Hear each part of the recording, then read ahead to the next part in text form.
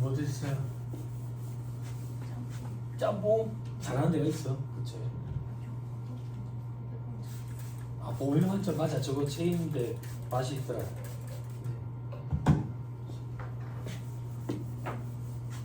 뭐 먹고 왔는데 그래 일찍 갔다 옵니까? 그냥 초코우유.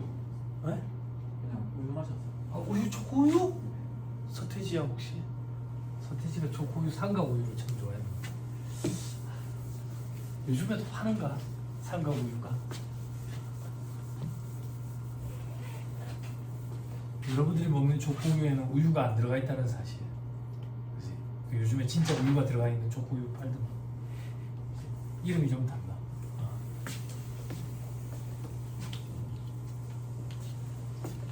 이제 딸내미는 초코우유를 엄청 좋아하거든요. 초코 들어가면 환장을 해서 약 먹일 것 같으면 좀 좋은 거 먹이면 안 좋나 싶다.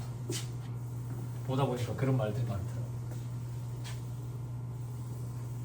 요즘에 워낙 좋은 제품 많이 나오니까 저 때만 해도 뭐 우유랑 파스텔을 했는데 요즘에는 워낙 좋은 게 많이 나오니까. 졸려요?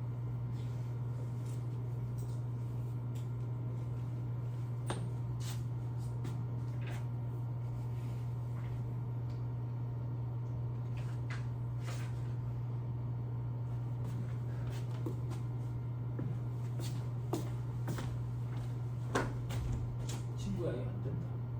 안 켜지는데. 왜 그렇지? 졸지 마세요. 그린데이라는 그룹 알아? 그린데이? 나중에 노래 들어. 그린데이. 그린데이가 조교수님한테 불러줬다.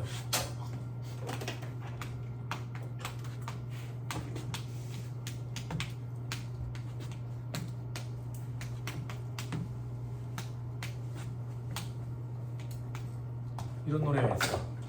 시시야 꼭 들어봐. 조교수님은 9월에 깨워준다.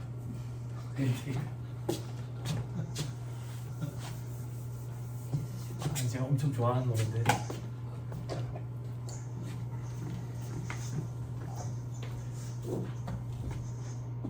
이제 할아버지들이 돼버리지. 할아버지.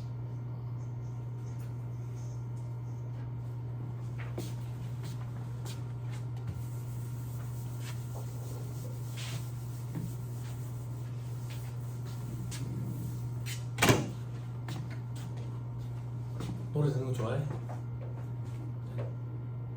난 생긴 걸 안 받기 시끄러운 노래를 엄청 좋아해. 노래 들으면서 스트레스를 풀어. 펑크락을 엄청 좋아해. 그래서 저런 거 찾아 듣고. 오늘 아침에 링킨파크 노래 듣고 왔어요.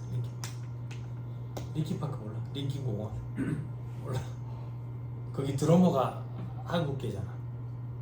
그래가지고 세계적인 락 밴드인데 거기 드러머가 한국계다 그래가지고 우리나라에서 엄청나게 인기가 있었지. 트랜스포머 봐서 트랜스포머에 보면 그 저기 저 노래들 대부분 다 여기서 부르 얘들이 부르. 뉴 트랜스포머 3인가? 뉴 디바이 DDI 와 던 맞아? 그런 노래들이 있어.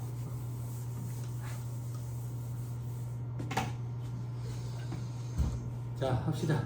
학교 가면 노래 많이 들어보세요.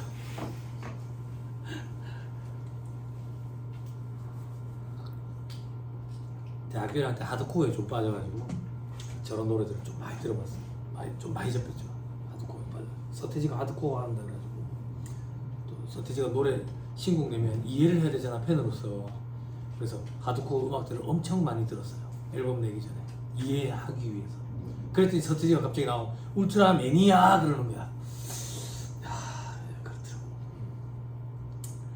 자 방금 봤던 거 그게 까다로운 거예요. 그 2차 시험에서는 부가세 과표를 줘놔놓고 역으로 기업의 기준상 매출액을 역산하도록. 근데 1차 시험에서는 그렇게까지는 등장 안 한다. 그게 동그라미 2번에 보면 출제 유형이라고 돼 있는 거 있죠. 그죠? 유형 1번이 우리 1차 시험에 등장하는 거예요. 유형 2번은 이제 2차 시험용이다 이렇게 생각하면 돼요. 됐죠? 그죠? 밑에 적용률 아까 살펴봤고요. 그쵸? 다 했나? 자, 4-200페이지에 계산사실 괄호 1번에 동그라미 2, 3번 봐봐. 수익금액의 적용률을 곱하는데 특정 수익금액은 10%를 곱해놨네. 10%를 곱했다는 얘기는 한도를 10분의 1로 확 줄인다는 얘기지. 그죠? 그럼 제재를 가한다는 얘기야. 그럼 특정 수익금액이 뭐냐 이거야. 다음 페이지. 자, 특정 수익금액의 의미는 일반 수익금액과 특정 수익금액의 의미는 특수관계인에 대한 매출액을 말한다. 됐죠? 됐죠? 그럼 이런 문제가 생긴다고. 구간이 있잖아. 만분의 30, 만분의 20, 만분의 3 구간이 있는데 특정 수익금액과 일반 수익금액이 함께 있는 경우, 만약에 특정 수익금액이 90억이고 일반 수익금액이 90억이고 특정 수익금액이 20억이야. 그럼 총 110억이잖아. 90억, 20억. 그럼 뭐가 먼저 높은 줄이 만분의 30을 적용받을 거냐 이거야. 일반이 먼저 적용받아. 이렇게 쓰자.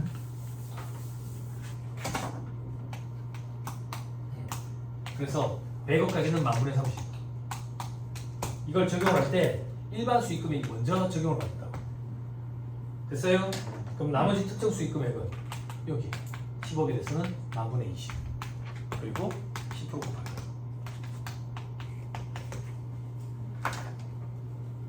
됐죠? 이렇게 순서를 정해야 안 되겠어요. 됐습니까? 앞에 산식으로 다시 돌아오세요. 자, 가로 1번 산식에 동그라미 1, 2, 3을 더한다 해가지고 옆에 대가로 있죠, 대가로. 써놨습니다.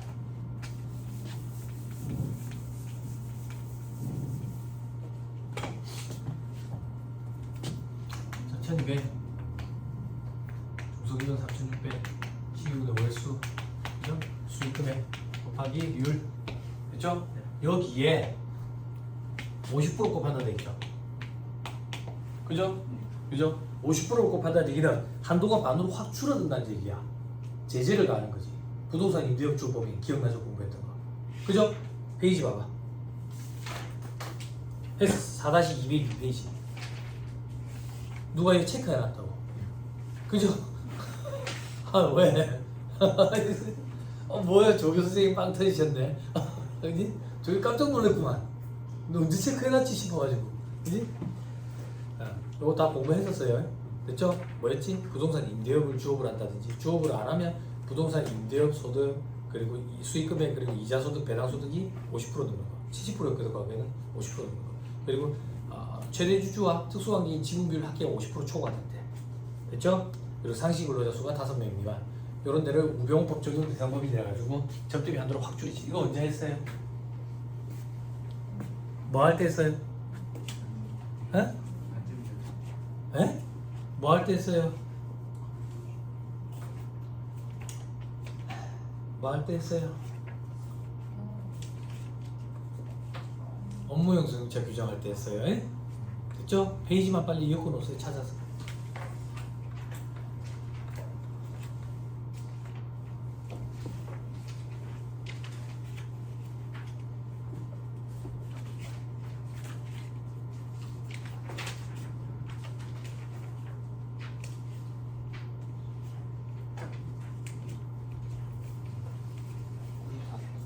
됐어요? 94페이지? 94페이지랍니다. 됐나요? 됐죠? 다시 돌아오세요. 이제 한도에 바로 이번 문화적 대비. 자, 문화적 대비는 이렇게 해요. 문화적 대비 지출에 있거든. 그것과 일반적 대비 한도 A 있죠. 그거의 20%. 둘 중에 작은 거. 요거를 문화적 대비 한도액으로 늘려줘요. 수험생들이 주의해야 될 점이 뭐냐면, 처음에 공부할 때는 아무 생각이 없는데 어느 정도 2차 공부하면서 수준이 높아지면 자기만의 논리를 자꾸 만든다고. 그래가지고 이게 더 합리적이지 않습니까? 라고 따지는데, 수험생 수준에서 무슨 합리적인 걸 따질까? 이런 생각이 좀 들긴 해. 그게 어떤 얘기냐면, 이 문화적 대비 지출액은 일반적 대비 한도액의 20% 한도 내에서 적대비 한도를 늘려줘. 근데 수험생들이 자꾸 공부를 열심히 하면 어떤 착각을 하냐면 일반 적대비는 일반 적대비 한도랑 비교하고 문화적 대비는 문화적 대비 한도랑 자꾸 비교하려 한다고. 그게 아니야. 술 사먹이는 적대하지 말고 문화적 대에 좀 많이 지출해라. 그러면 적대비 한도를 요만큼 더 늘려줄게 그 얘기야. 그러면 이제 딴지 걸기 시작하는 거야.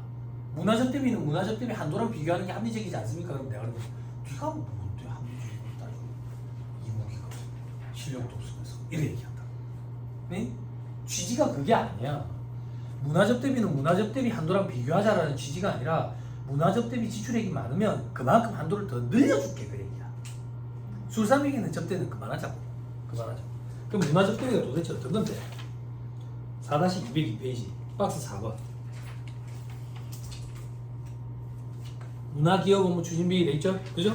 2025년 말 이전 돼 있는데 이건 신경 쓰지 마요. 자꾸 유전되니까. 그죠?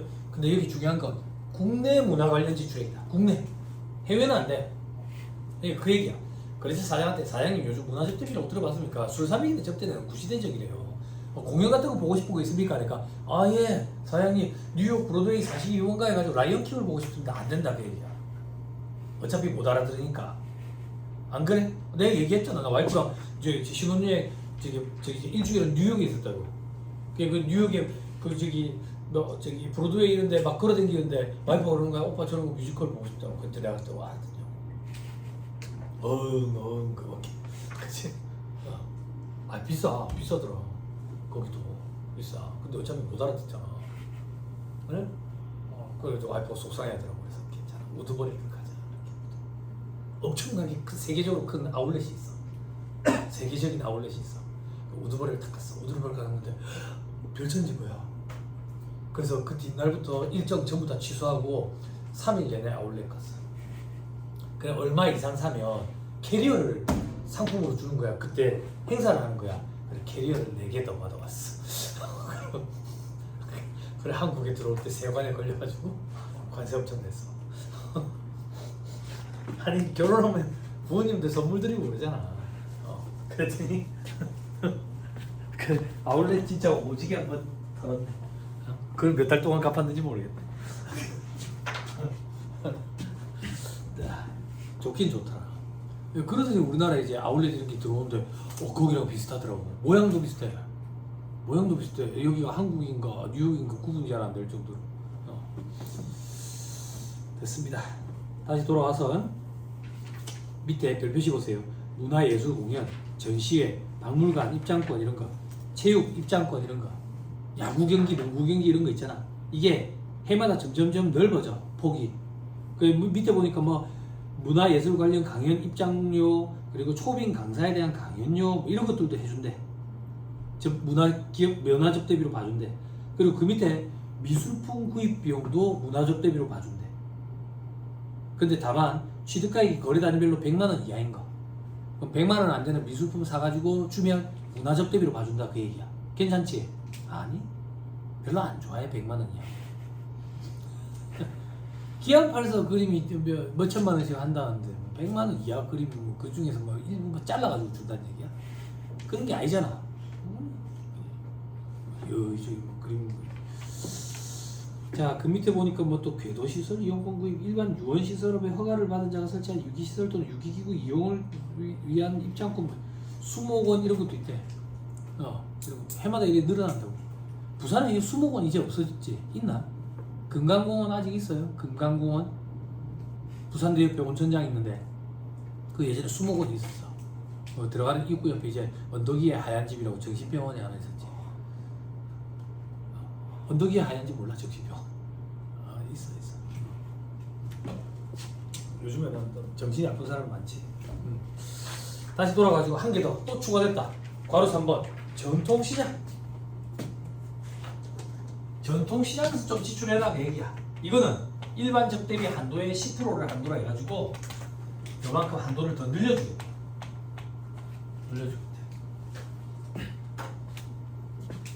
됐죠? 이런 건 어떤 겁니까? 거래처에 이번에 샤이버스켓 돌릴 거래. 명절 때 접대비로 접대 적극적으로 전통시장에서 사라 그 얘기야. 됐죠? 우리나라는 또 이제 많이 바뀌어가고 있는 것 같아요. 술자리에서 접대해가지고 뭐 계약서 쓰고 이런 거는 이제 잘 없는 것 같더라고. 제가 중국 생활할 때가 2007년이었는데 중국도 접대 문화가 그래 막 심하더라고.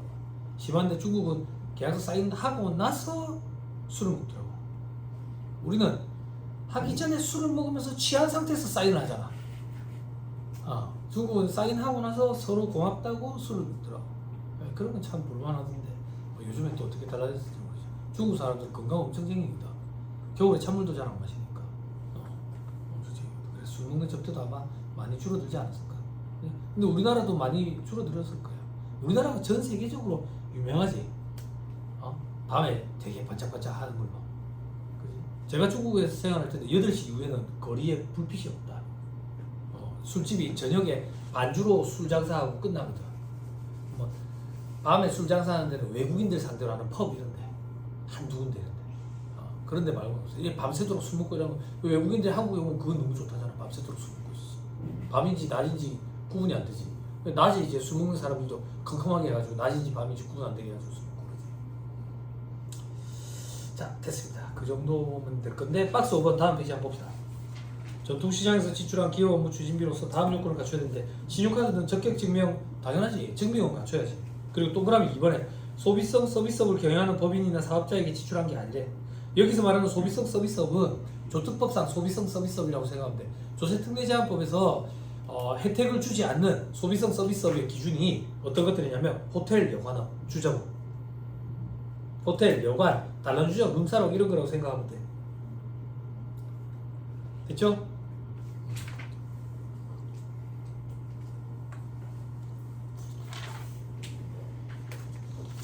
다 했네. 됐죠? 다음 페이지 정리일에 돼있죠? 요건을 갖춘 부동산 임대업을 주거나 우병법 적용 대상법인들. 우리 공부한 것만 보자. 업무용 수익자 관련된 거 있었지. 그리고 접대비 한도 관련된 거. 됐죠? 결손금, 소급 공제 이런 건 아직 저 뒤에 가면 공부한다. 그리고 세율 이것도 세율이 앞에서 봤나? 10%씩 더 하는 거. 저기 9% 19%인데 9% 구간이었고 얘들은 바로 19%거든. 아무튼 나중에 되면 또 나온다. 기타에 보니까 성실실구 확인제도 대상이 되면 돼 있죠. 요것도 나중에 한다. 제일 뒤에 한다. 지금 공부하는 것까지만 복습을 하시면 됩니다. 이 표에서 두 번째 칸까지. 괄호 3번 한도 초과의 소금물산의 기타 사유 유출한다. 결산 조정 사항이다. 다 봤다. 다음 페이지 자료가 있는데 기본서에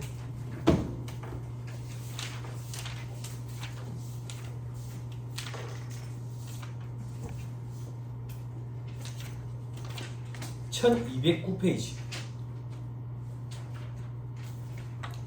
1209페이지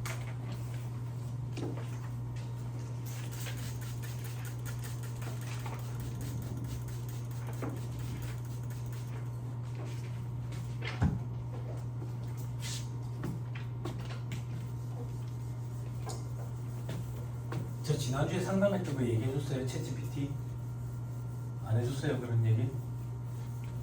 여러분들 들어놓으면 도움이 되려는 건 모르겠는데 스트레스가 좀 심했는데 지난주에 제가 기업체 대상으로 해가지고 기업체 임직원들 상대로 상담 서비스 해주는 거 있다 했잖아. 물론 돈을 받고 해주는데 매니저가 연락이 온 거야. 세무사님 당장 오늘 급하게 상담을 받고 싶어 하는데 가능하시냐고. 뭐 상담 받고 싶어 하시냐고. 그러니까 증여세, 양도소득세를 전화하라고. 그 전화를 받았어. 전화를 받았는데 상담 의뢰 내용이 뭐냐고 물어보니까 뭐라 한지 알아? 양도소득세 관련돼가지고 자기가 챗GPT로 찾아봤어. 두 가지 질문을. 하나는 된다고, 하나는 안 된다고, 하나는 된다 했는데 이게 맞는 건지 물어보려고 전화했다는 거야. 그럴 수 있지. 그러니까 1번 상담 물으면 잘 찾아보셨네요. 네, 이거는 되는 게 안 되는 게 맞습니다. 라고 해줬어. 2번은 아닙니다. 안 됩니다. 그랬더니 이제 뭐라고 질문이 오냐면 챗GPT가 된다는데요. 뭐라고 얘기를 해야 돼? 재수없더라고. 나이도 적게 먹은 것도 하면서 엄청 불쾌하더라고. 그래서 챗GPT가 왜 그렇게 했는지는 한번 알아보셔야 될 것 같은데 이건 안 됩니다. 안 됩니다. 챗GPT 저 유료로 쓰는데요. 결제가 얼마 전에 5.0으로 업그레이드 됐는데 챗GPT 5.0으로 업그레이드 됐는데 안 됩니다. 안 됩니다. 그러니까 규정 있습니까? 뭐라고 해야 돼? 그러니까 짧은 시간 동안에 상담을 하는데 시간이 정해져 있는데 금융 규정까지 제가 보여드리긴 좀 그렇고 아마 직접 신고를 못 하셔서 근처에 회계사무실 가셔야 될 건데 회계사무실에 가셔가지고 대금 지불하시면서 금융 규정 좀 차달라 해주십시오. 그럼 나올 겁니다. 줄 겁니다. 그래도 금융 규정 없는데 세무사에 그거 전문적으로 하시는 분 많으세요. 세무사님들도 자기가 전문적으로 하는 영역이 있다던데 이러는 거야. 예. 전문적으로 하는 경우도 있고 안 하는 경우도 있는데 이거는 누가 봐도 명백히 안 되는 겁니다. 챗GPT도 왜 그러냐? 챗GPT 자꾸 찾아보셨다 그러는데 네이버 검색창에 쳐보세요. 그냥 나올 겁니다. 안 된다고. 그것도 왜 안 찾아보셨어요? 챗GPT가 왜 그랬는지는 모르겠는데 추측한데 제 생각에 아마 챗GPT가 된다고 한 내용은 요 내용을 가지고 된다고 했을 것 같은데 요렇게 되면 된다고 했을 것 같은데 본인이 세법 지식이 부족하기 때문에 이해를 못하는 걸 겁니다. 그랬더니 그래서 내가 챗GPT랑 경쟁하는 시대에 올려나? 전문적에서는 체가 도태되겠구나 싶었어. 그게 어떤 거냐면 1세대 1주택 비과세라고 들어봤어요? 1세대 1주택 비과세. 1세대가 주택을 한 개 갖고 있으면 나중에 그걸 팔 때 양도소득에 대해서 과세를 안 해. 물론 고가주택인 12억 초과분에 대해서 과세를 하지. 그때 이걸 사자마자 바로 한다고 해서 과세가 안 나는 게 아니라 2년 보유 요건이 있어. 2년을 보유하다가 팔아야 돼. 근데 요즘에 뭐 투기 어쩌고 저쩌고 해야 조정 대상 지역 이런 얘기 들어봤죠. 거기는 조금 더 제재를 가해. 어떻게 제재를 가하냐면 2년 보유 앤드 그리고 2년 거주 요건이 있어. 거주랑 보유랑 달라. 보유는 내가 그냥 갖고 있고 내가 딴 데서 살아도 돼. 근데 거주 요건은 내가 여기 전입신고가 돼 있어야 되는 거야. 전입신고. 근데 이 사람은 1세대 2주택이야. 2주택이라고. 그럼 이런 혜택이 없어. 이런 혜택이 없어. 왜 2주택을 갖고 있는데 요거 세 주고 있어. 그래서 자기는 주택 임대사업자야. 주택 임대사업자. 그런데 과거 정권에서 이 규제를 살짝 완화시켜줬다. 뭐 어떻게 완화시켜줬냐면 만약에 이 주택 임대하고 있는 이 임대주택을 상생 임대주택으로 임대를 하면 상생 임대주택으로 임대를 하면 요거 거주 요건을 지키지 않아도 돼요. 상생 임대주택이 어떤 거냐면 임대주택 계약 갱신할 때 5% 이상 올리지 않는다든지 그런 조건들이 있어. 조건들이. 그래서 이 사람이 상생 임대주택 확인을 받았더라고. 그럼 거주 요건을 충족하지 않아도 돼. 그럼 나중에 이걸 팔면 1세대 1주택인데 12억이 넘어. 그래서 고가주택이기 때문에 일부는 과세가 돼. 일부가 과세가 되는데 우리가 보유하거나 거주를 하고 있으면 보유기간에 따른 장기보유 특별공제라는 걸 해줘. 오래 보유하고 있으면 특별공제라는 거. 그리고 거주기간에 따른 장기보유 특별공제가 있어. 요건 3년 이상부터고 요건 2년 이상부터야. 이걸 더해가지고 해주거든. 그래서 4%부터 시작해.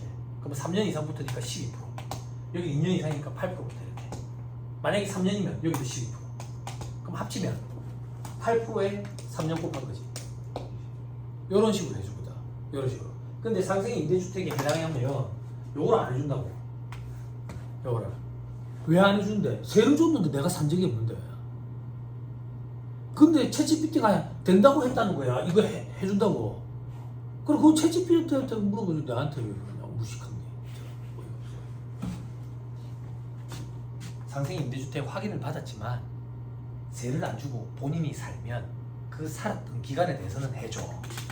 아마 내가 볼 때 그 규정을 이해를 못한 것 같아. 수준이 낮아서. 근데 그걸 자꾸 트집을 잡는 거야. 피곤하더라고. 근데 조문까지 찾아가서 이렇게 보여주기는 힘들어. 그럴 시간도 없고. 조문까지 찾아서 보여주면 안 됩니까? 그럼 나 돈 그거 받고 안 해줘. 앞으로는 더 힘들어지겠구나 이런 생각이 들어. 여러분들은 챗GPT를 잘 활용을 해야 돼. 잘 활용. 만약에 여러분들이 나중에 라이선스를 갖고 있는데도 불구하고 도태돼가지고 챗GPT한테 물어봤는데 저런 식으로 답변을 해주면 사고가 터진다고 그러죠. 이걸 맹신하면 안 돼. 나 학교 가서 애들한테 항상 얘기하거든. 챗GPT 쓸 줄 알아야 되는데 맹신하면 안 된다. 맹신하면. 나중에 챗GPT 쓰시는 분들 최저시급 물어봐봐. 2024년 거 얘기한다. 근데 아름다. 지금 2025년이야. 확인하고 다시 얘기해줘. 네, 2025년자로는 바뀌었습니다. 이러죠. 너 왜 2024년에 살아? 지금 2025년인데 정신 차려. 네, 죄송합니다. 죄송할 일을 처음부터 하지 마. 한 번에 해야지. 넌 사람이 아니잖아. 응? 그럼 내가 너한테 돈을 줄 필요가 없지. 그치? 29만 9천 원 안 줘서 그런가? 안타깝다. 근데 너무 화딱지가 나더라고. 화딱지가 나는데 와이프가 달래줬어. 어떻게 달래줬는지 알아? 맞을 것 같아. 와이프 말이. 오빠 회계팀장이라며. 회계팀장. 임원이 시켜놓는다. 임원이. 회사 생활하면서 회계팀장이 이런 거 물어볼 일이 뭐 있어? 비싼 것 같아. 회계팀장이. 임원이 분명히 개인적인 일을 회계팀장한테 알아보라고 시킨 거야. 그러니까 관련 근거 규정을 달라 한 것 같아. 그걸 보여주기 위해서. 그러니까 이해가 되더라. 나도 직장생활 해봤으니까 까라면 까야 된다. 챗GPT에 물어봤는데 된다 안 된다 하는데 관련 근거 규정을 모르니까 애한테 전화해야 그런 것 같아. 좀 안타깝더라고. 임원이 문제야. 그래 합병 적격 합병 요건에 임원은 안 돼. 뽑았대. 다 잘라버렸대.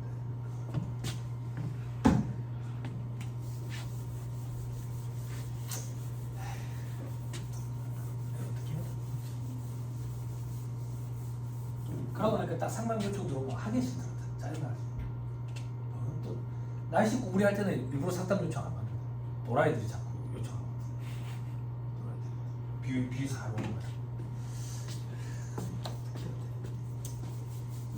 그러니까 한 가정마다 이제 아들 딸 구분 말고 하나만 낳아서 잘 기르자 이것 때문에 이제 다 귀하게 커가지고 안 맞고 커서 그런 것 같아. 그럴 때 좀 얻어맞았어야 돼.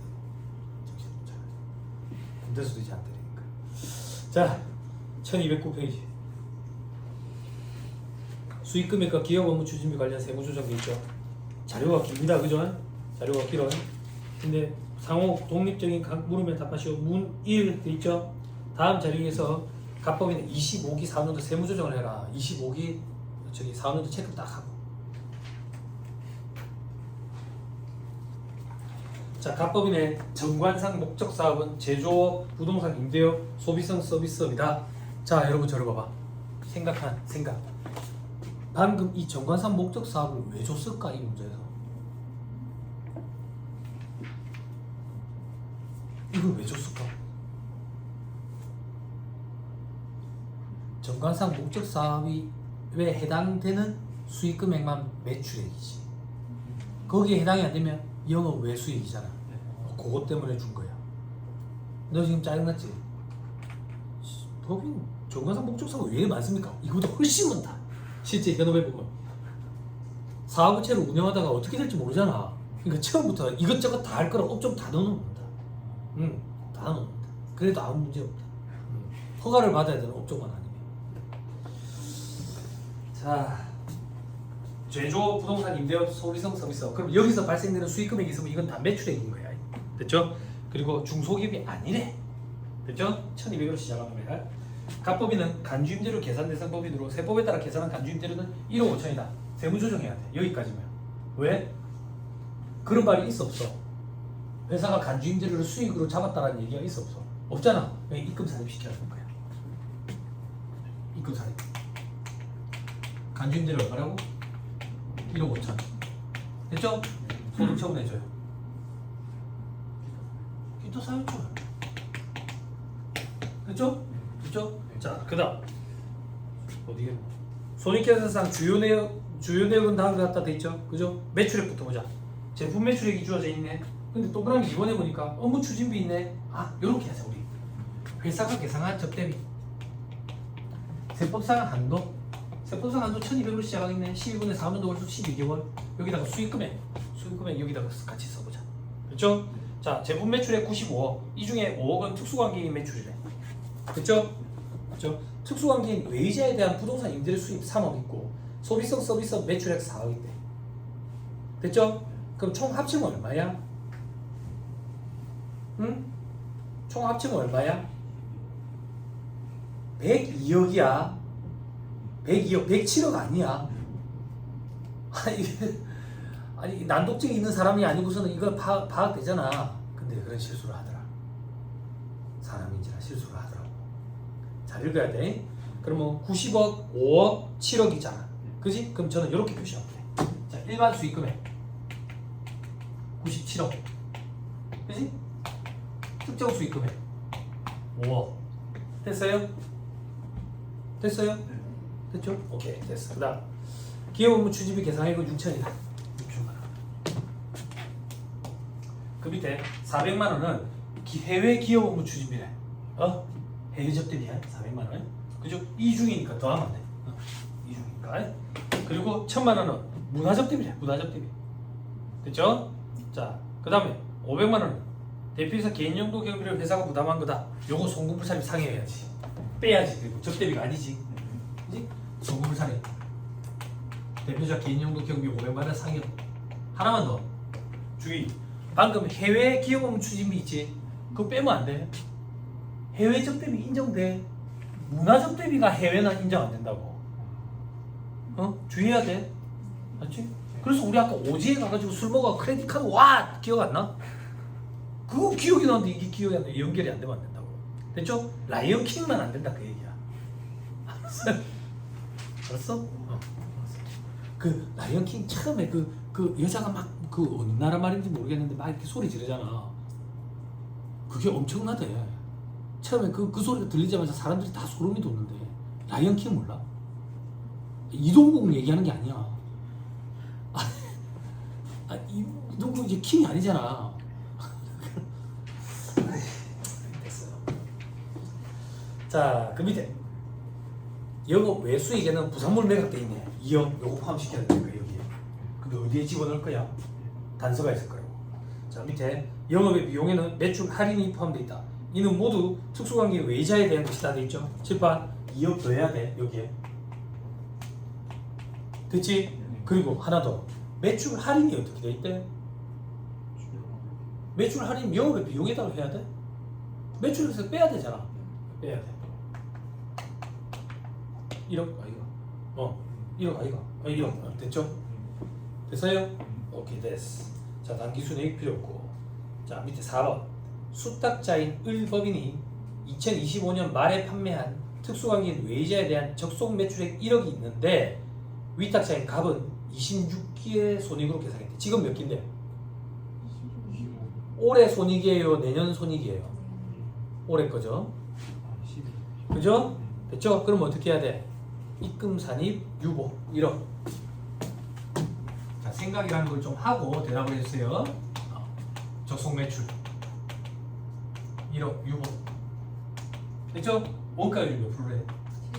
송금산입 재고자산 7천만 원 마이너스 6. 됐어요? 됐어요? 됐죠? 오케이.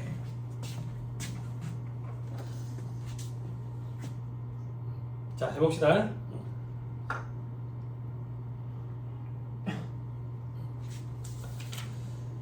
자, 이거 빠뜨렸다. 1억. 조금 이따가 한 번 더 얘기해 줄게. 나머지 거.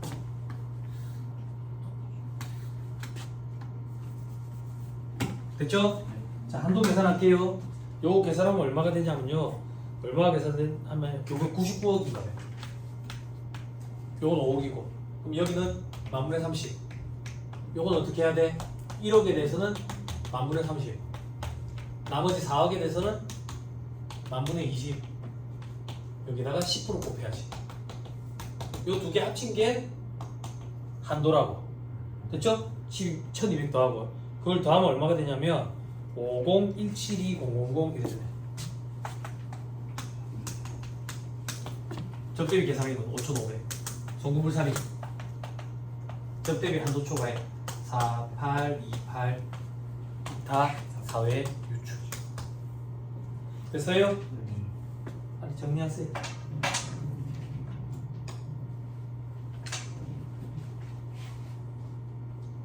됐나요?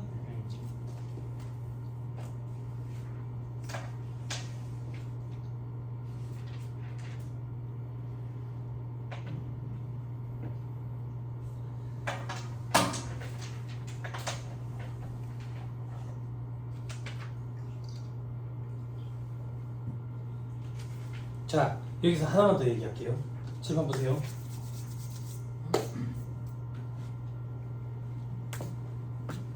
요 입금산이 매출 1억은 적송품 매출액이야. 적송품 매출액이라는 얘기는 이거 다 알지? 수탁자. 내가 위탁자지. 넘겨줬지. 12월 31일에 얘들이 팔았대. 그거 내 매출이잖아. 그게 1억이야. 1억.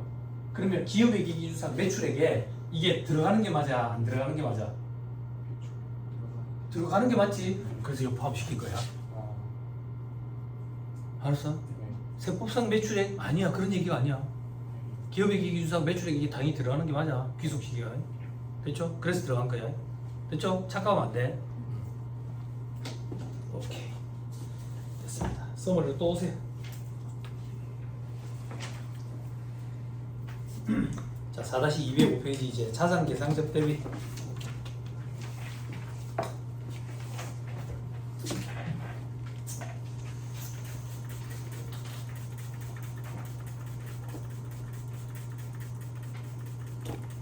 상속세 손 볼 것 같더라. 상속세 어제 뉴스 봤어요? 대통령 나와가지고 얘기하는 거. 배우자 상속 공제 금액을 10억으로 늘릴 거래. 그리고 저기 일괄 공제 금액 합계액을 8억으로 늘릴 거. 그러면 18억이 안 넘으면 상속세가 없다 이렇게 생각하면 돼. 지방 입장에서 엄청 크게 느껴지지. 서울에서 아파트 16억이게. 그러니까 서울의 아파트 값이 너무 오른 걸 그걸 반영을 해서 이렇게 좀 하자라는 얘기가 나왔더라고. 근데 그거보다 취득과세형으로 바뀌면 좋겠는데 유상과세형보다 받은 만큼만 세금을 내는 거. 지금은 상속재산 전체에 대해서 세금을 매겨서 받은 사람들이 나눠서 내도록 돼 있거든. 근데 앞으로는 받은 만큼만 받은 사람이 낼 거야. 그러면 세율 구간이 밑으로 내려간다고. 합산이 안 되니까. 근데 그거는 2028년 뭐 이래 얘기하더라. 당장은 안 될 것 같더라고. 그것도 큰 계정이니까 확실히 쉽지는 않을 것 같아. 이재명 대통령이 얘기하는 거 보니까 아마 상속 공제 금액은 확 늘릴 것 같아. 그리고 저거 대주주의 범위 10억으로 줄이는 그거는 안 할 것 같아. 우리 공부할 게 죽어져. 그냥 그대로다 이렇게 생각하면 돼. 그리고 배당 소득이 돼가지고 뭐 분리과세 뭐 저거 뭐 이런 얘기를 하던데 또 어떻게 될지 모르겠어요. 또 그런 게 생기면 아마 소득세법에 반영이 돼가지고 여러분들 시험을 칠 때 1순위가 될 거예요. 큰 계정이니까.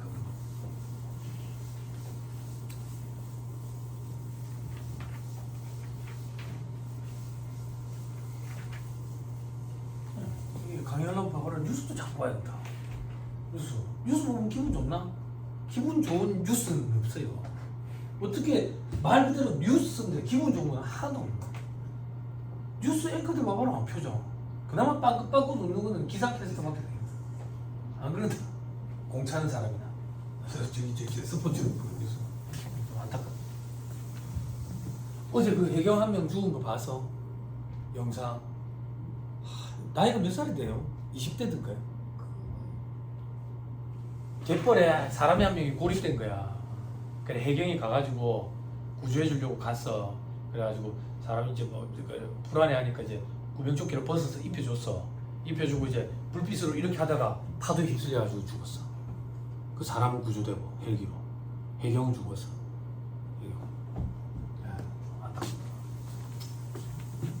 그 구명조끼를 왜 그래 하나 안 들고 갔었고.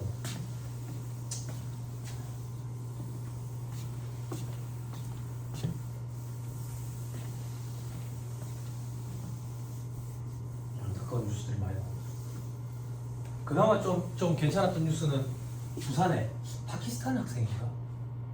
학생 하나가 등록금 봉투에 넣어가지고 오다가 잃어버린 거야 길에. 외국인 학생이. 그래 말이 안 되는데 경찰서에 가가지고 막 파출소에 가가지고 막 손짓 발짓 해가지고 분실했다고 이랬는데 어떤 할머니가 그걸 주워다 줬다. 할머니가 주워다 줬다. 그래 막 울고불고 해줬더라고. 감사하다고. 몇백만 원 안 됐겠나? 그죠? 그래서 우리는 자연스럽게 자산계상적 대비를 봐야 돼. 자산계상적 대비. 자산계상적 대비는 1차 시험에 잘 등장 안 한다.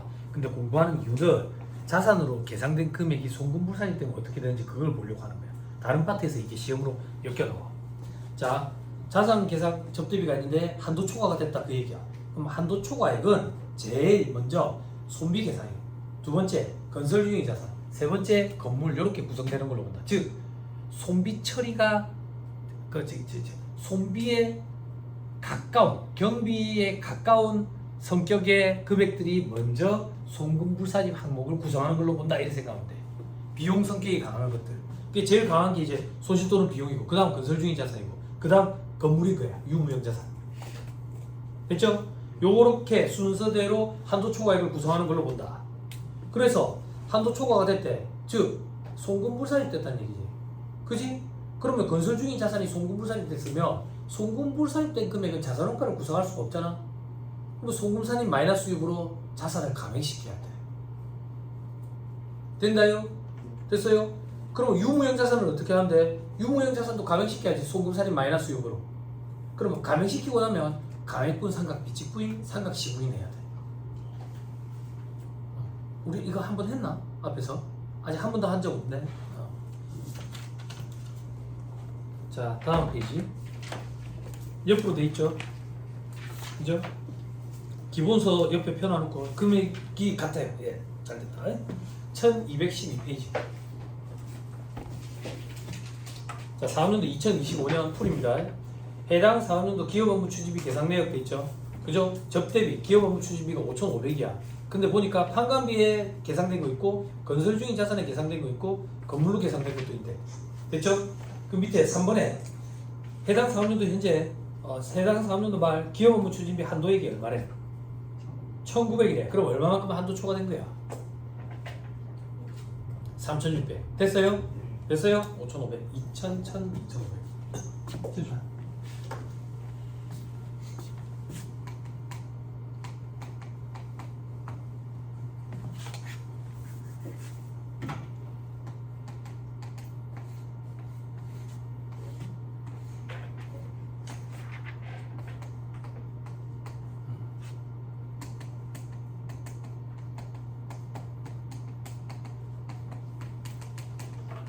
자, 회사가 계산한 접대비 내역이 이렇게 된다 그 얘기야.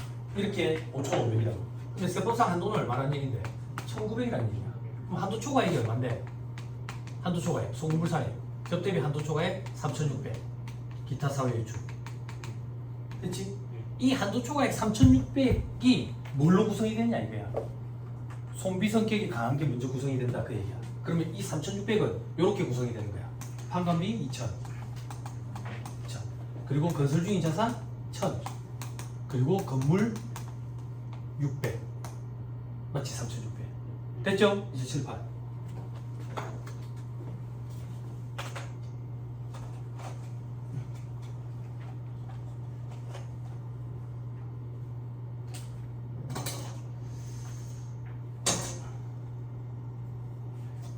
자, 그럼 지금부터 우리가 하고자 하는 것부터 도대체 뭐냐? 하고자 하는 건 요거다. 송금불산입된 금액은 자산원가를 구성할 수 없어요. 근데 여기 자산원가 구성하네. 그지? 요거 송금산이 마이너스 수익으로 없애버려야 돼. 송금산이 건설 중인 자산 1,000만 원 마이너스 수익. 됐죠? 그리고 건물도 줄여버려야 돼. 건물 어떻게? 송금산이 건물 600 마이너스 수익. 됐어요? 그러면 추가로 파생되는 문제가 생긴다고. 어떤 파생되는 문제가 생기는데, 회사는 감가상각비까지 이미 다 계산을 했었거든.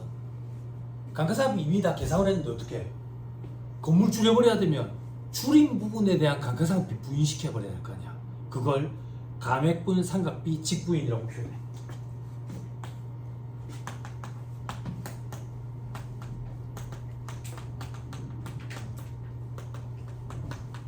그래서 감가상각비와 관련된 자료들을 던져줄 거라고.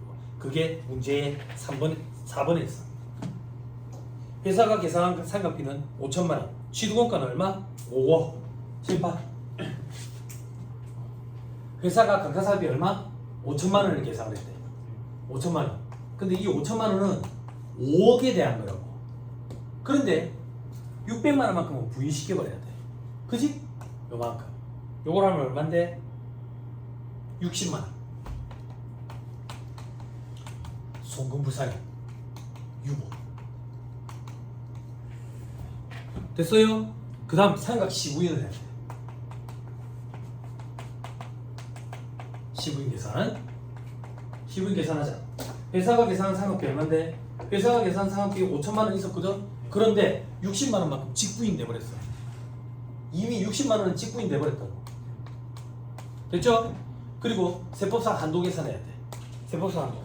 밑에 보니까 취득원가 5억이고 건물 취득은 언제 했대? 7월이다.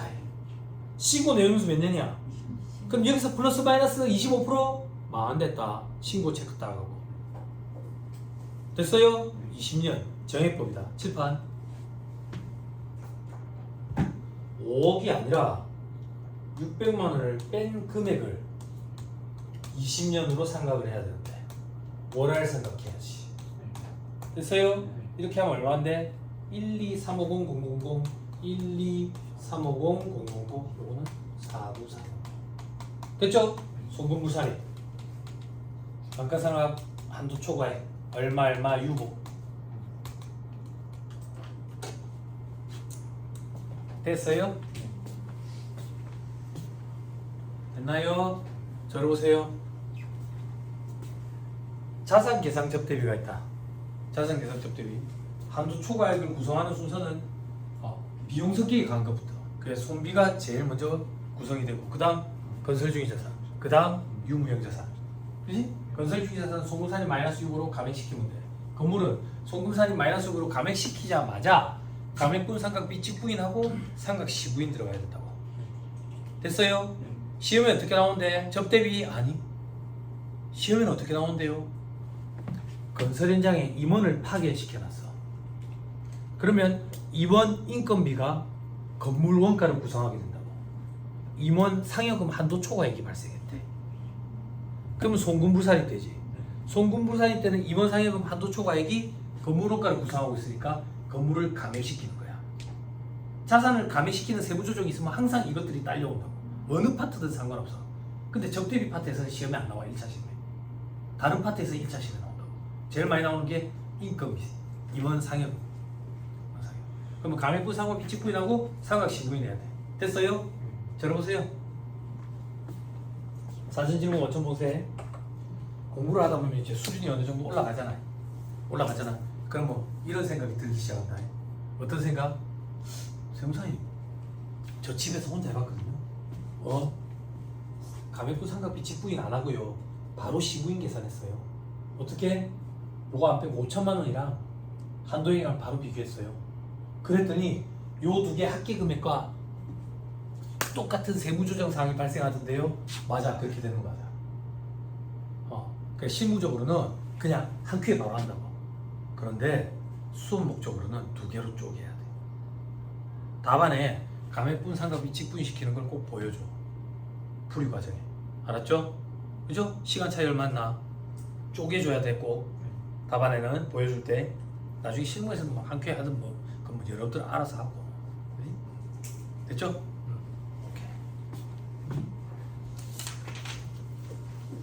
잘 버텼습니다.